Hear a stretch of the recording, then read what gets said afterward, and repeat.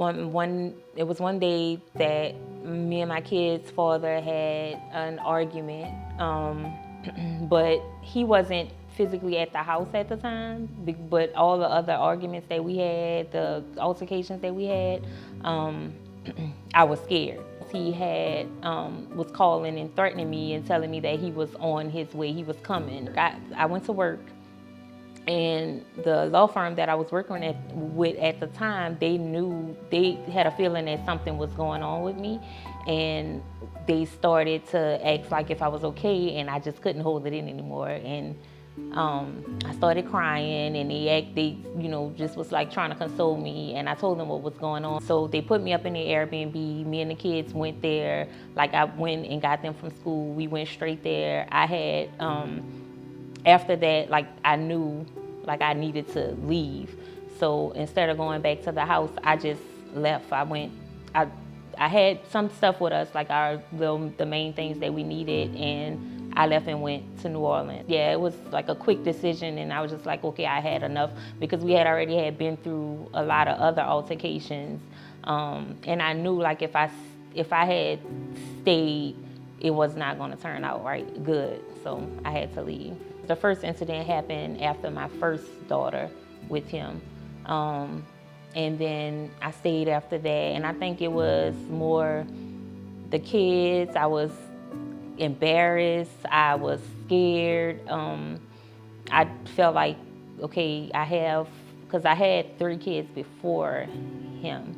So I felt like, okay, I've had 2 kids with this guy, and I need to try to make it work, because, I just felt like I didn't have a choice. And just fear of leaving, because at one point I tried to leave, and that didn't turn out good at all. That was like very, very humiliating. So I just stayed and tried to deal with the things that I was going through. I wanted freedom. I felt like I wasn't myself. I was not happy. I was very depressed.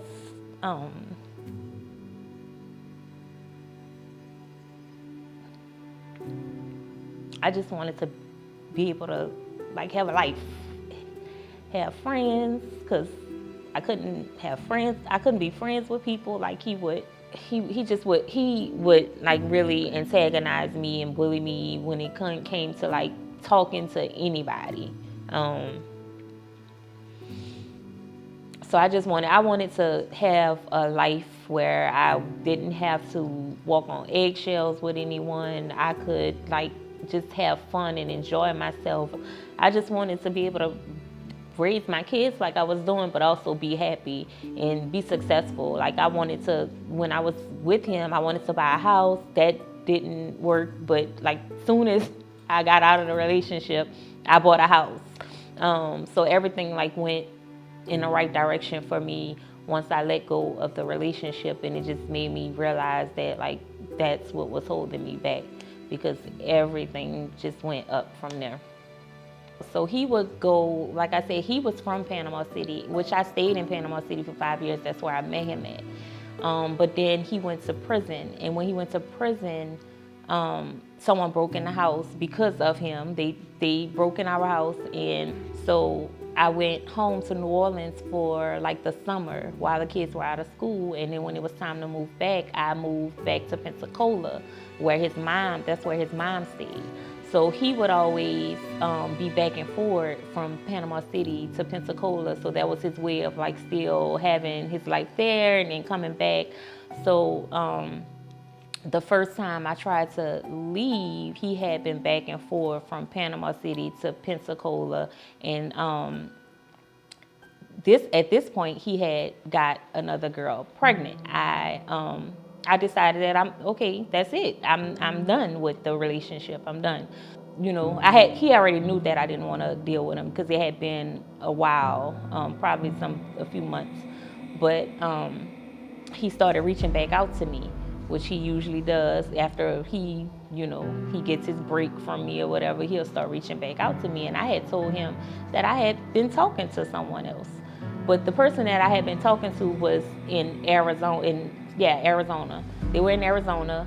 It was somebody that I went to high school with, so we wasn't physically seeing each other or anything. We were just talking on the phone and, you know, catching up with school because we had went to high school together. So we would catch up. When he found out, I had told him over the phone that I had been talking to someone. When he found out this, he started calling my job. Like, I was at work. He started calling my job, like he was calling back to back, back to back. The head paralegal, she came to me. She was like, "Grace, you have to get this under control or whatever, because it's going to cause a problem." And she didn't want to tell the attorneys, so she just came to me and she was like, "You have to get it under control." He stopped calling. I had called his sister because I was like, I don't know where. He said he's threatening me. He's been calling my job. This was after I told him that it's off. Like, I'm talking to somebody else. I do like the guy. We're just conversating. So when I got home from work, me and the kids had just got home, and we were like in the kitchen. I think I was in the kitchen getting ready to prepare dinner. Everybody was downstairs. He came through the back door. And when he came through the back door, the first thing he reached for, he just grabbed my phone. And when he grabbed my phone, he told me to go upstairs. And because I knew what was about to happen, I didn't want it to happen in front of the kids, so I just went upstairs. And when I went upstairs, that's when he, you know, started hitting on me and, you know, abusing me. And then the guy that I had been talking to called. So he called the phone. He called my phone. At this point, he still has my phone, and so he gives me the phone. So I don't know what he wanted me to say, but he gives me the phone. So I get on the phone and I'm like, I'll call you back. I told the guy I was gonna call him back. And when I said that, he really got upset. I guess he wanted me to tell him that I'll never talk to you again or something, I don't know. But I told him I'll call him back, and he really got upset. He grabbed me, he took my phone, put it on record. He grabbed me, put me down on my knees, and put his private in my mouth and recorded it and sent it to the guy and said, "This is my bitch." And that was like the most humiliating thing ever happened to me. And I've seen him since I moved back to New Orleans. I've seen him probably 5 times.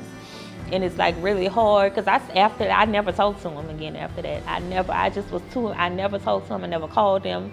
I like blocked his number, like, because I was very humiliated and embarrassed.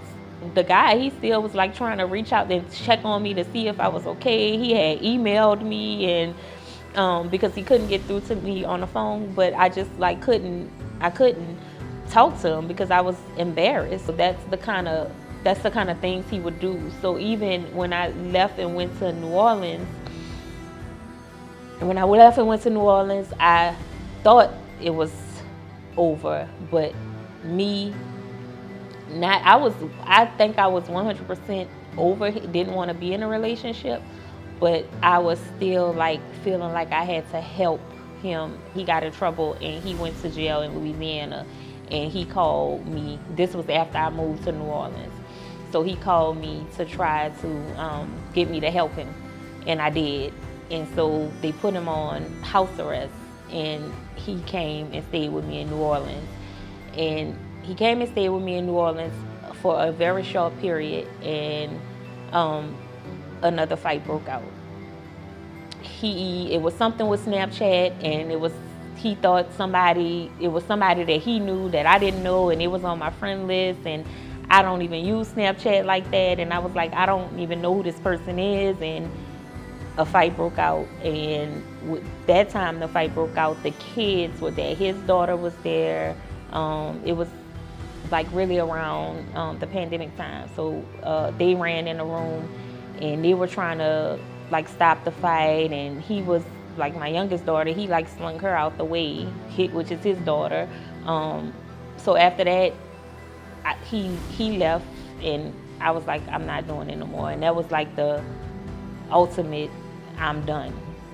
I think what helped me, and what helped me in relation to him not coming back or retaliating against me or doing anything or come and try to attack me, what helped me was me being in my hometown around my family, because I feel like if that situation would have happened in Florida, it wouldn't have just ended like that. He would have came back. He wouldn't have left and not came back. He would have came back.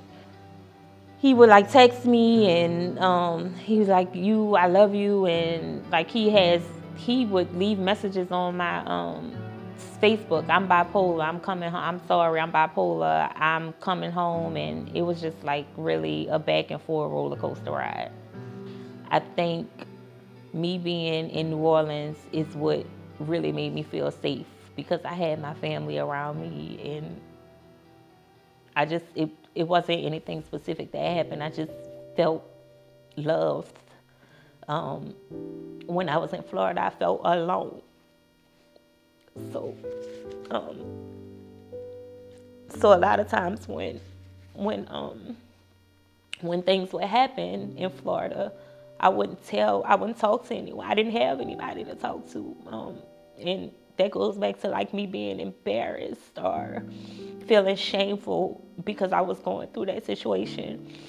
But when I was in New Orleans and after he was gone, I just felt so much love around me. Like I had a good support system.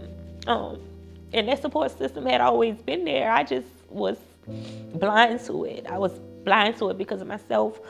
So the support system had always been there. I wasn't being resourceful in taking advantage of the support system. But me being in New Orleans, and when he left, I just felt really good. I would just go to the park. I would sit and meditate. Like I would just things that I would go out with my cousins and have fun with my cousins.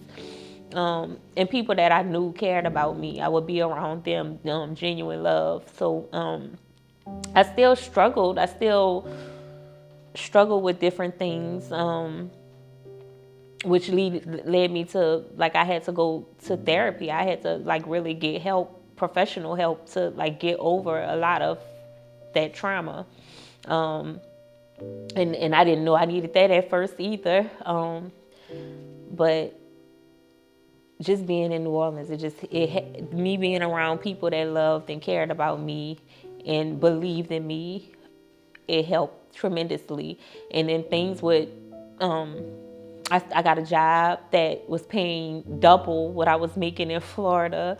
And then I bought a house. I bought a new car for my kids. Like everything, after I got out of that relationship, everything that I wanted started to happen.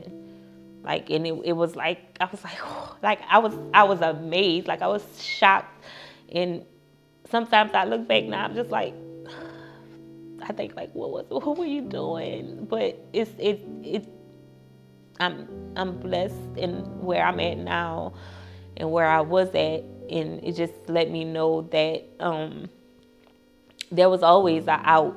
I always had that out, but I just had to step out on faith and believe in myself to do it. Because it is a mental. It's a mental bondage, even though, like, because the bruises go away, and you heal from those physical physical pains, but the mental bondage is more like what holds you there. I never faced anything that I went through, even as a child. I never really dealt with those things until I was an adult, until after that situation, and I knew I needed to get like professional help, because I was even I got into another relationship, which is the relationship I'm in now, and it's a really healthy relationship. It's the healthiest relationship I've ever been in. But I was bringing my trauma into it. I was acting like in ways that I shouldn't have acted. So I knew that, and I was very angry.